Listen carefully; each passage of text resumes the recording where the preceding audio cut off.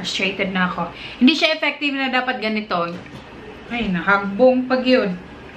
Hey guys, it's Faith again and welcome back to my channel. Today I have a new video for you guys, and this video is for the beginners on how to apply their eyeshadows, and also na-curious talaga ako sa product na ito, so gusto ko siyang gawa ng video. And the product that I'm talking about is this one. Ito, makakapagbigay ito sa'yo ng instant eyeshadow, as in just one swipe, parang ganun siya eh. So I got this sa Shopee as usual, and ito mabibili mo sa Shopee for 85 pesos, but I got it on sale. Like, naging 45 pesos na lang siya. So, I was lucky. So, let's start opening it. And ayan siya. Ang ganda ng packaging, diba? Ayan. So, this, I believe, is the dupe to that Benefit na eyeshadow thingy na isang swipe lang din. I'm going to show a picture here. This is a good dupe to that. And yon, mahal kasi yung sa Benefit. And this one is just 85 pesos. So, let's open it. May parang seal dito. So, para siyang notebook, guys. And when you open it, tada! So, ayan. Ang liit-liit niya, diba? Tapos, ang laki-laki ng packaging niya. I like the packaging. It's very cute. I believe this is from the brand 16. I'm not sure. Yeah, the brand is called 16 ata. And then, let's get this eyeshadow. So, ayan siya. And may nakalagay dito na directions. Basahin ko lang ha. Gently and horizontally glide the built-in brush on the shadow to evenly pick up two colors. Evenly apply from the inner corners of your eyelids outwards for natural gradient. So, I got two shades, I believe.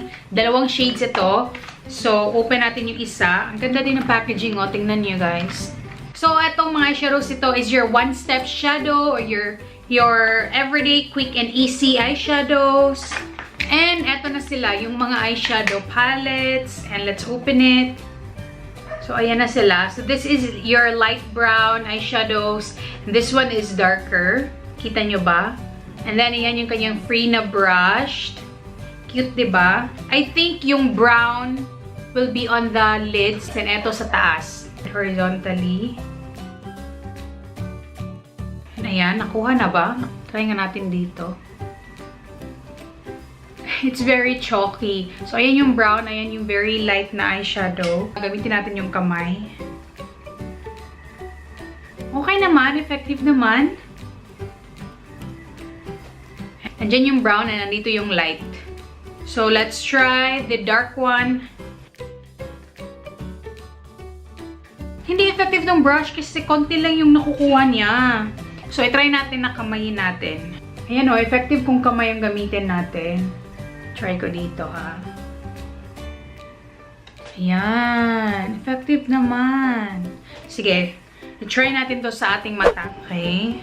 So, pina-horizontal talaga. Ganyan dapat yung pag-swipe. I'm putting in a lot of pressure.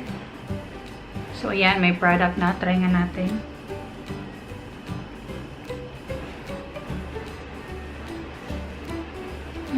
Hindi talaga siya effective. Ba't ganun? Yan. May product talaga yan na nakukuha, diba? Sige, try natin ulit sa ating mata.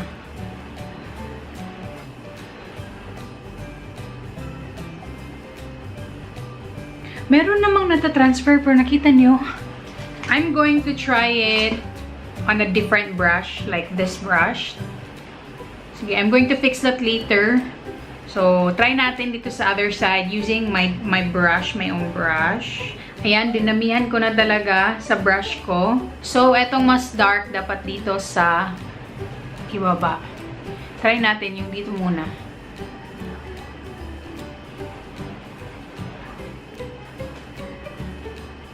This is a disaster. Okay guys, I'm giving it another try. Talagang diniinan ko na talaga. Ayan o, ang dami na. And try natin. Swatch dito sa kamay.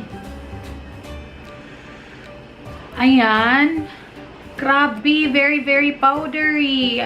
Kung sa mata ko to, for sure, ang dami-daming fallout nito. Ayan. Sige, I'm going to give it another try on my lids. Like, kita nyo, sobrang powdery niya. So, let's start. Okay, ayan, kumukulay na. Talaga, kailangan mo lang siyang diinan ng sobra-sobra. Ayan. Ang daming fallout. Grabe. Pero I anticipated that already. Oh, ang ganda. Fairness, maganda nga yung brown. Okay. So, let's do the other side. Okay naman. Sige, build up lang natin. Okay. Ayan, nagkukulay na. Yes, it does work, but you need a lot of patience. Sige. Okay guys, I'm back and ayan, tapos na ako sa mata ko. Actually, I did fix my eyes. Pa-square kasi yung brush kaya hindi niya talaga ma-reach itong inner corners and then yung dito. Kaya I did fix the edges. And in fairness, maganda talaga yung brown pero itong parang champagne na shade, hindi talaga siya klaro. Ayan o, hindi nyo makaklaro yung brown lang. Pero okay na to guys, for 45 pesos. Yes, it does work but it needs a lot of patience. It needs a lot of work. Dapat dinan mo talaga para may color payoff talaga na ganyan. If you ask me, will I recommend this to those who are on a budget or who are still new at exploring how to apply eyeshadows? Then I would say, wag na guys. Bumili na lang kayo ng iba kasi ito retails for 85 pesos and I got it on sale for 45 pesos. Tapos dalawang eyeshadows lang yung makukuha mo and ang liliit pa. This is for lazy people, I believe. Kasi yung brown, dito mo lang ilalagay sa lids mo. Tapos etong parang champagne, dito mo lang ilalagay sa crease mo and then you're done. Instead na maging quick and easy, magiging hindi siya quick. Kasi kung quick sana, talagang dapat isang ganun lang, okay na. Eh, you have to fix it pa, tapos tatanggalin mo pa yung fallout. So, hindi na siya magiging quick, diba? Easy siya. Yes, it is easy. But, at the same time, kailangan mo pang i-fix pa siya para maging maganda siya tingnan. You get what I mean? Basta yun. Yun lang yung thoughts ko on this palette, guys. Yes, it does work. It does gives you an instant, everyday eyeshadow, but it's not quick and easy. For me, it's not quick and easy kasi kailangan mo siyang diinan ng sobrang-sobra. So, ayun lang guys. I hope you enjoyed today's video. And if you did, please don't forget to give it a thumbs up. Comment down below if you have any video requests or suggestions. And subscribe to my channel if you haven't already. And of course, before you leave, please don't forget to click that bell button beside the subscribe button if you want to be notified every time I upload a new video. So that's it guys for today's video and I hope to see you in my next one. Bye! God bless everyone! Mwah!